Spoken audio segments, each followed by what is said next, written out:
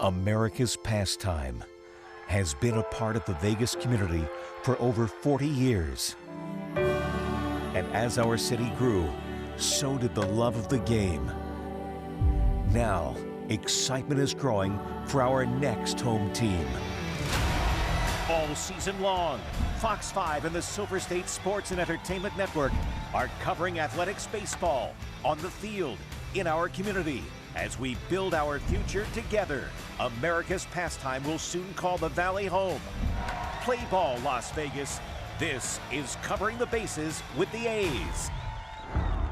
What's up, baseball fans? This is Covering the Bases with the A's, the first ever Vegas show devoted strictly to athletics baseball. Mike Davis here alongside Kevin Bollinger. Kevin, tell us what's on deck. Well, here's the batting order for today's show. We're going to recap a special season for the Athletics by counting down the top 5 moments from 2025. From Denzel Clark to Nick Kurtz and more, you don't want to miss this. Plus, we're going to go inside the clubhouse with A's insider Jess Kleinschmidt, from a GM extension to future predictions. She's going to join us a little later on with the action. And then a trip to the farm as Mariah Janos wraps up everything from the Aviators season. First, though, we are counting down the clock from number 5 and Lawrence Butler. Major League Baseball. Crazy is that. Lawrence Butler wastes no time, swings at the first pitch. This one deep out to center field, and the berm.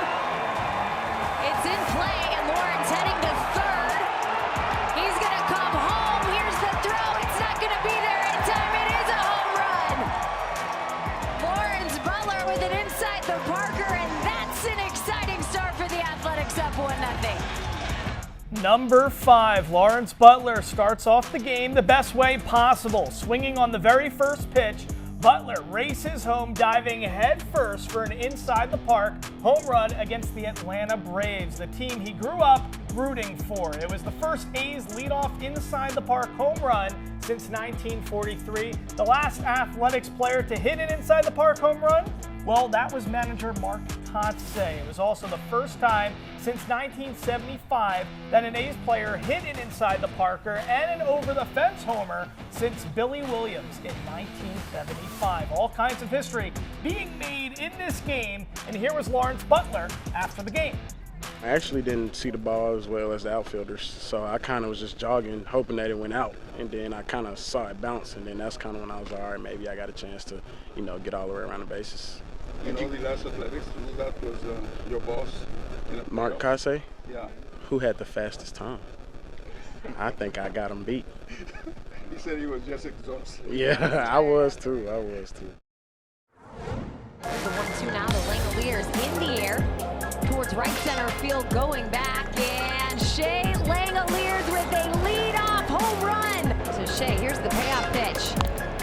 And the left field, this one is going to stay fair and gone.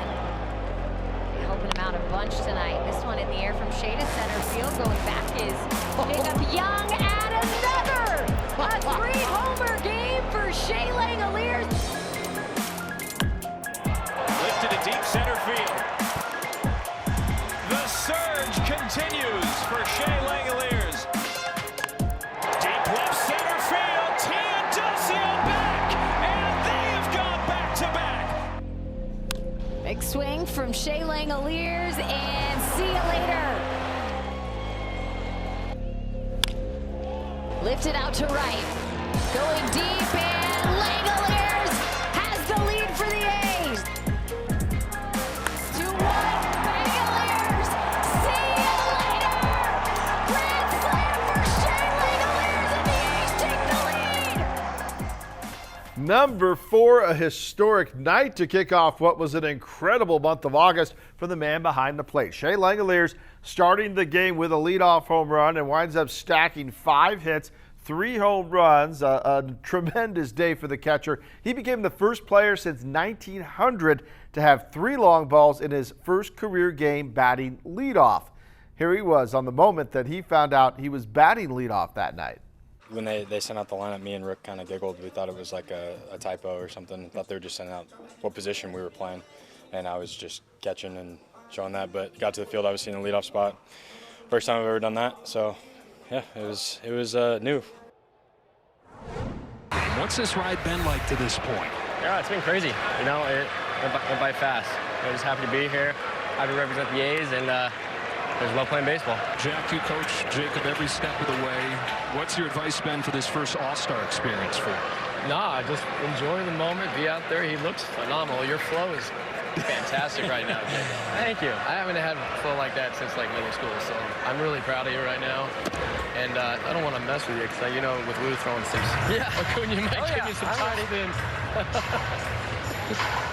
No, he's been great, man. I mean, from the day, he grew up over in Turner Stadium with his Braves uniform and hitting BP in center field, so this is amazing coming back here for him. Number 3, the first fan-elected rookie shortstop in MLB history starts the All-Star game.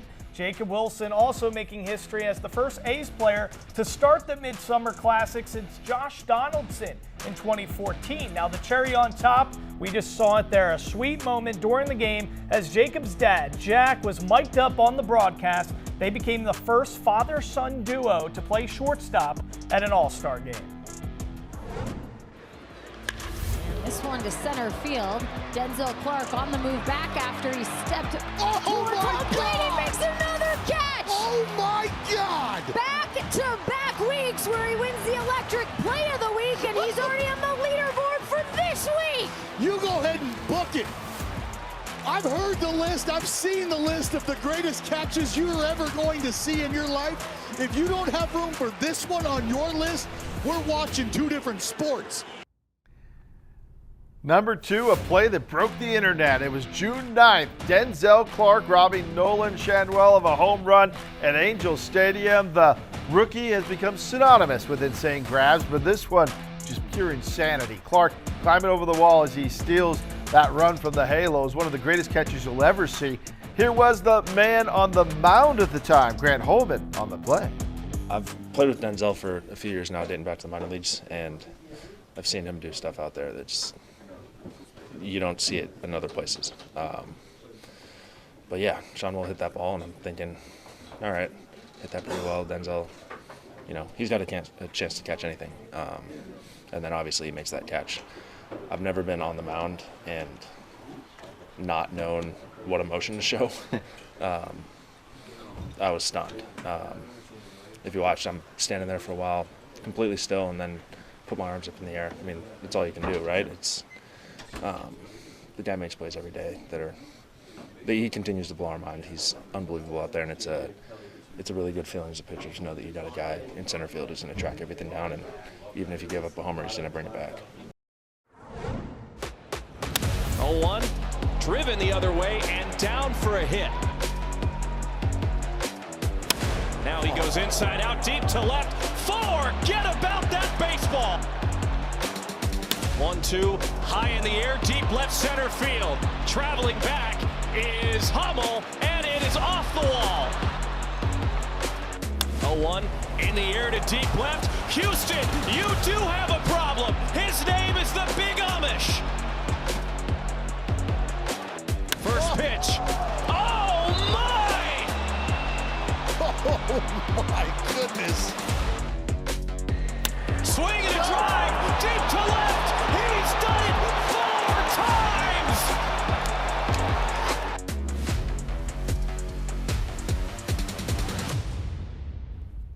Number 1, of course it has to be the Big Amish. Nick Kurtz provided highlight after highlight all season long, but none were crazier than July 26th in Houston.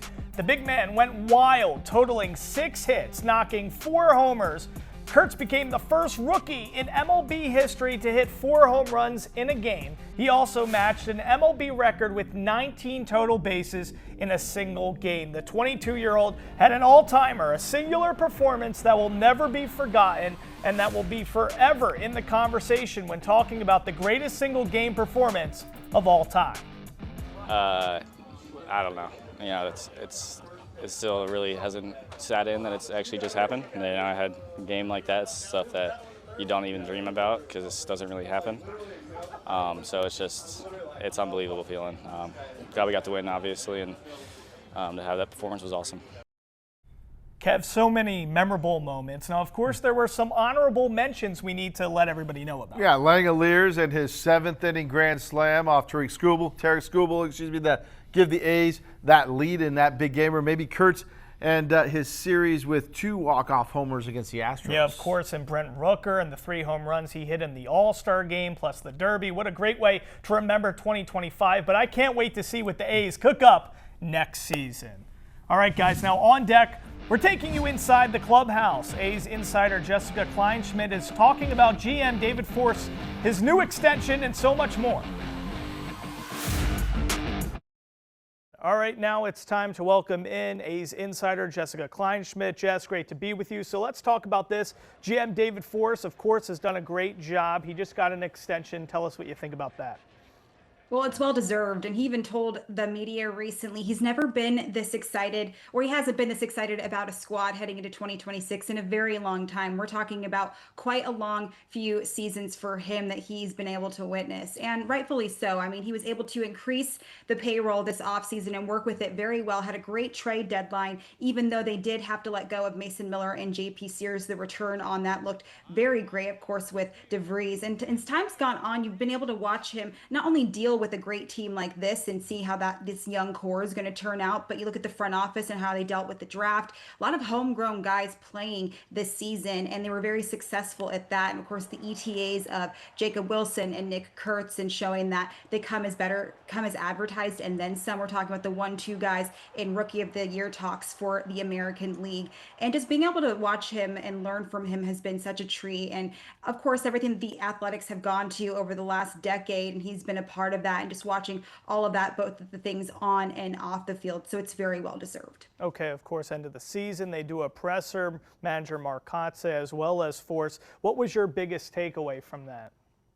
I think my favorite aspect was somebody asked, some of these surprising candidates as far as from the beginning of the season up until now, or 2024 up until now, who they were most impressed by. And they started talking about Darell Hernaiz, and very much so, because his confidence has been night and day from last season to now. But then if you look at it, they kept listing guys. They talked about Brett Harris and Colby Thomas. And so my takeaway was, when you're able to list a lot of improvements, there's obviously something there. And of course, the bullpen was really surprising, not just overall, but after the trade deadline of losing Mason Miller, because they don't have a capital C closer, as what David Forst would say. But overall, when they were able to mix and match as far as the bullpen goes, Hogan Harris finishing things out, getting his first big league save, and Tyler Ferguson a couple of innings to show that he can top it off as far as the velocity goes, and the list goes on and on. So that was really surprising. But I will say, to know that there's so much young talent that's only going to get better, that should have fans really excited. Looking ahead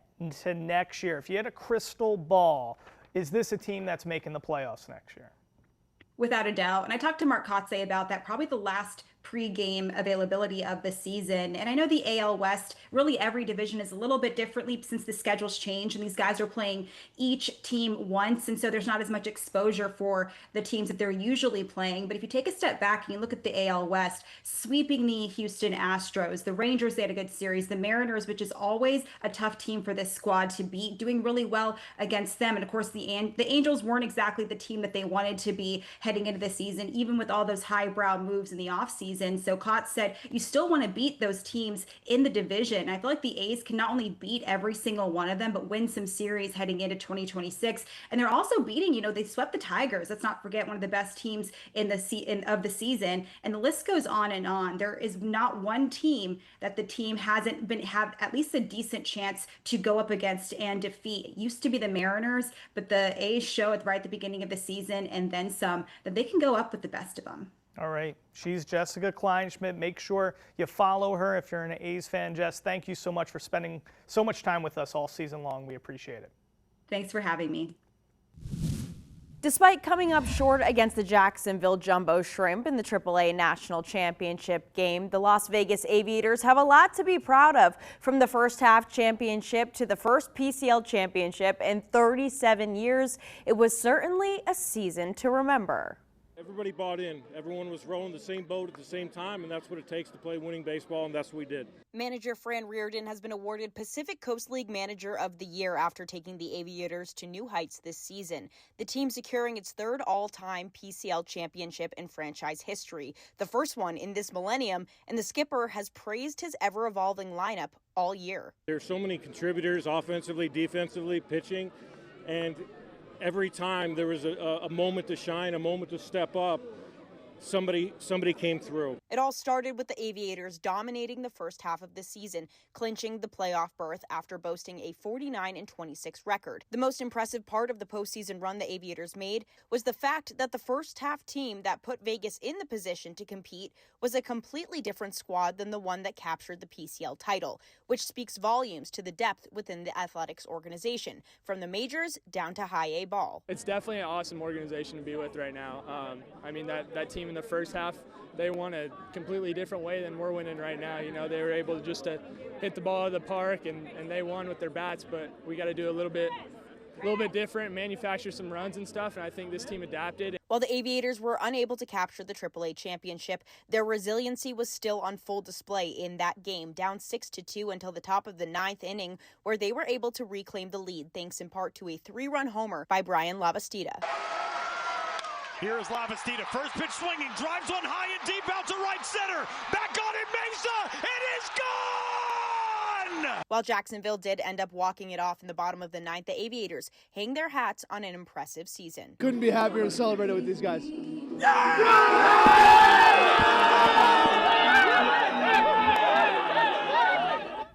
Yeah, that was super refreshing, but hey, it's not playoff baseball without a beer shower or two. So congratulations to the Aviators on a successful season. We'll see you in March. All right, before we hit the break, one more trivia question about A's history. This one's about equipment, some of which is about more form than function, especially when it comes to superstitions. So, which of these former A's players used to wear a gold thong to snap out of hitting slumps? Was it Jason Giambi, Jose Canseco, Matt Chapman, or Mark McGwire? I'm going to tell you after the break. All right, we're back with an answer to this question about lingerie on the diamond. Which of these guys wore a thong to snap out of slumps? It was Jason Giambi, and he'd make sure it was tight. Woo! This wound up catching the attention of some of his teammates, especially on his second team, the Yankees. In fact, Hall of Famer Derek Jeter said he borrowed it once to help him break out of a slump, and he hit a homer in his first at-bat with it on, so clearly it worked. In fact, multiple teammates owned up to squeezing it on and said it worked for them too. By the way, Giambi has said it did get washed between uses.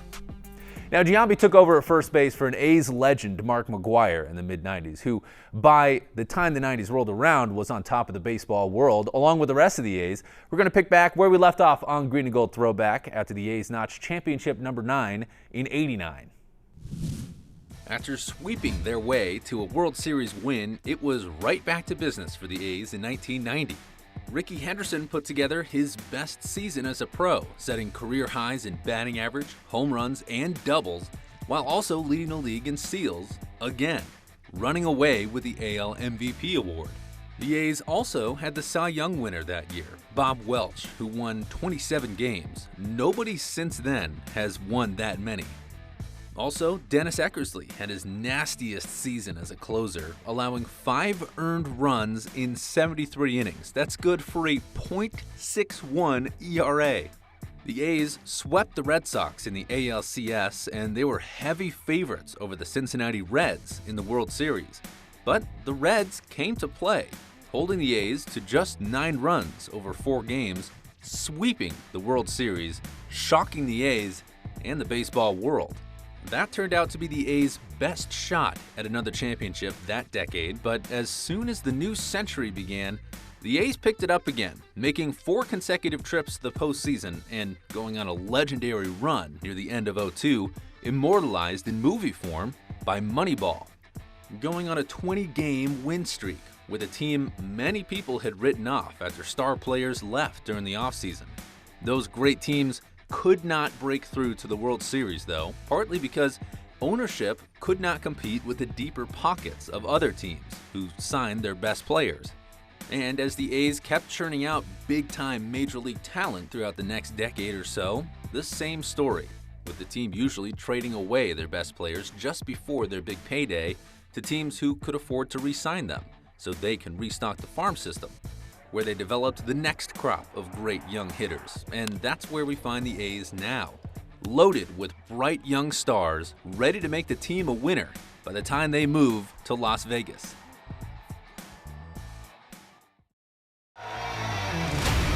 You're watching Covering the Bases with the A's. All right, well, speaking of the new ballpark, we have some exciting renderings to share with you all. Check this out.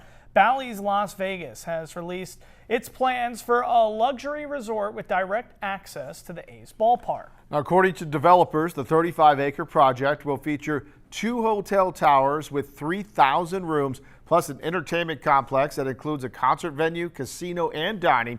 Construction on the resort expected to start in 2026. Yeah, it looks awesome, and it's a great look at the future of baseball here in Las Vegas. From hotels to casino and dining, Bally's Las Vegas is presenting the opportunity to really integrate entertainment experiences with Major League Baseball. And here is a look right now at part of the project that is taking shape with the A's Ballpark Live camera. You can keep up with the progress on construction from the comfort of your own home or wherever you are. Just go to ballparkexperience.athletics.com/ballpark. All right, I can't wait to take in Las Vegas Ballpark and share a hot dog with you. Hey, maybe even a beverage. Beer. Yeah, there's got to be a beverage involved. Where my head was. It's been a fun first season of Covering the Bases with the A's. We hope that you've enjoyed it as much as we are, and we thank you very much for spending the whole season with us. Yes, of course. For Kevin Bollinger and the rest of the team, producer James, I'm Mike Davis. We'll see you soon. Until then, be good and go A's.